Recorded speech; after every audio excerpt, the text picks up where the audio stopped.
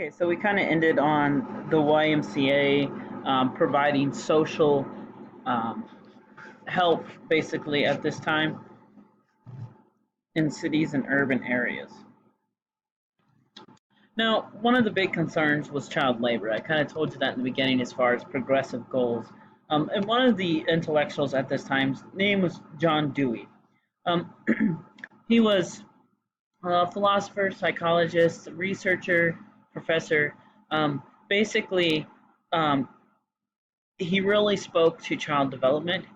He's considered the father of American education as we know it today. But he really argued that children need to be taught to think creatively, not just rote memorization of facts, but being able to reason, think, um, not just rewrite what someone else has already written, but to come up with their own writing. The whole idea of education being a process of life, but also extremely important for children, and therefore, since they need to be in school, they can't be at work in the factories. Took a big stand against big business in this aspect. Now, workplace conditions were dangerous. I've already talked about meatpacking and individuals being accidentally falling into one of the big grinders as far as meatpacking, and then kind of getting put into the same hamburg meat as everything else. Now, obviously, at this time, we didn't really have FDA. We had started it, but it wasn't like anything as far as an agency that it is now. So there were no certifications for meat packing or food packaging at all, and there was no what we would call OSHA, which is the government agency that inspects businesses to make sure that they're not dangerous to their employees or their customers. One of the big issues at this time period was actually the Triangle Shirtwaist Factory fire. Um, it was a textile that made shirts. Most of the people that lived there were young Jewish women.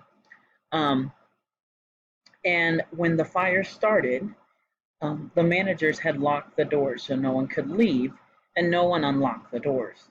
So there was a large amount of workers in there that died because they couldn't get out of the building. 145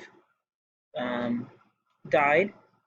62 of them either fell or jumped to their death. And that's what is shown in this picture right here. 62 is a lot of people. And there's other pictures of this, but it basically part of the wall kind of collapsed, which was a part of that.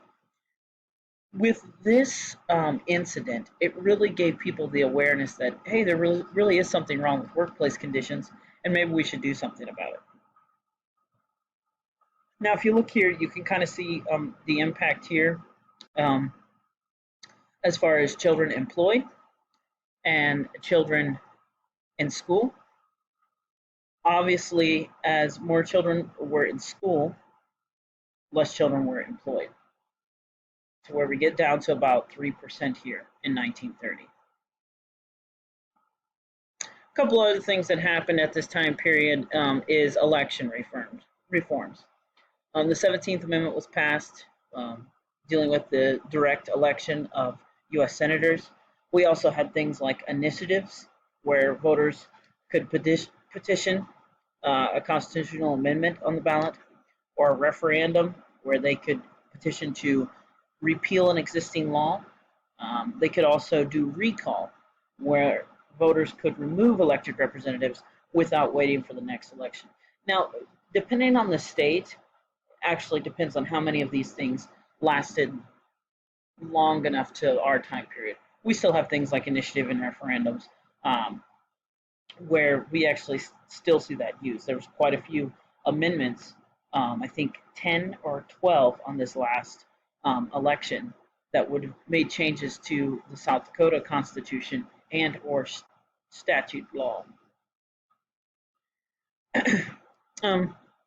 During this time, city governments that were a lot of times controlled by political machines began to run on a commission. People that weren't elected, but rather hired so you could fire them. Um, they were ran by a multiple people. Sometimes we see the development of city managers at this point, compared to mayors, where the mayor's kind of the figurehead, maybe talks to the city council, but making sure that the wastewater is running correctly was on the shoulders of the city manager. Direct primary, taking away the influence of the parties. Initiative, referendum, and recall were established in many states for more citizen control. Um, Prior to the 17th Amendment, senators were elected by people, or I'm sorry, were elected by the state legislature. So you elect everyone to go to peer, and then when they go to peer, they would then choose two people that they liked, and they would send them to the U.S. Senate. Well, that actually caused for a lot of corruption, a lot of backroom deals, a lot of money being placed in the hands of the state legislators just to get a couple of people to go to the U.S. Senate. A lot of corruption. So it also made it to where a lot of senators stayed in their office for a long time. They really weren't um, taken out of office. They sometimes, as this shows you right here, it definitely was a long time that a lot of senators, sometimes 20, 30, 40 years, and we still have that because we don't have term limits on senators. But now, Mike Rounds, John Thune are both elected by the people of South Dakota. They are not elected by the state legislature, and that was the 17th Amendment.